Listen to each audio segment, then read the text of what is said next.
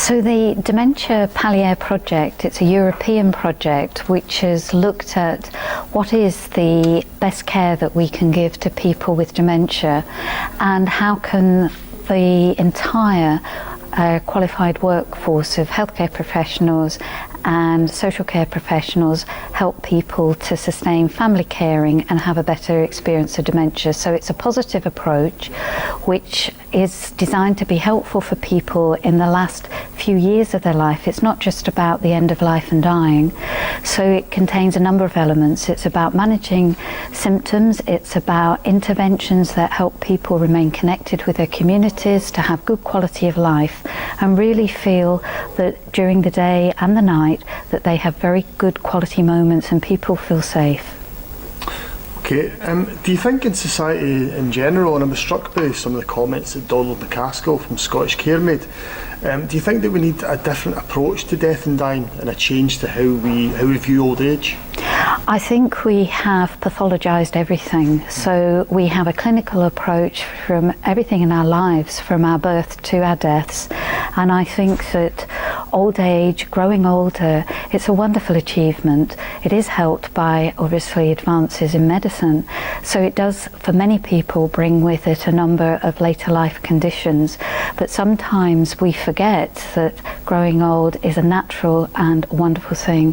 When people have dementia, that's not a natural part of aging, and we should be intolerant of a passive acceptance of some of the problems associated with conditions like dementia. Dementia is caused by disease processes. We need to address that with healthcare interventions, but a whole host of other interventions to help people live with their conditions, adapt and remain part of society. Very valuable contributions for people with dementia to make, if only society will embrace that. Excellent.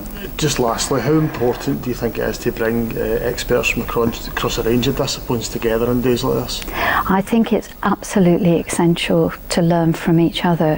When you have a condition, a mental health problem, such as dementia, which is affecting your brain, we need to know what we can do clinically to help people to minimise symptoms, but we also need to know from a range of disciplines what we can do to be helpful.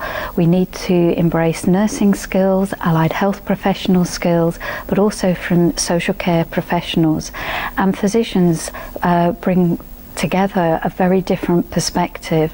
If we also forget that arts and humanities can help people have a really enjoyable life, and sometimes when we have days, conferences and the opportunities for interdisciplinary conversations and to hear importantly from people who are living with a condition and family carers, then magic happens. We have new ways of thinking about things that we take for granted, and it is really important to listen to the people with dementia so that we know once they have a diagnosis, what matters to you, what matters to them. And we have heard today at the conference from people who are still at work when they have a diagnosis, so early onset dementia, right through to people who live to their late 80s, 90s, who are living with a condition. And I was also very struck by work that's looking at people who have learning difficulty, Down syndrome with dementia.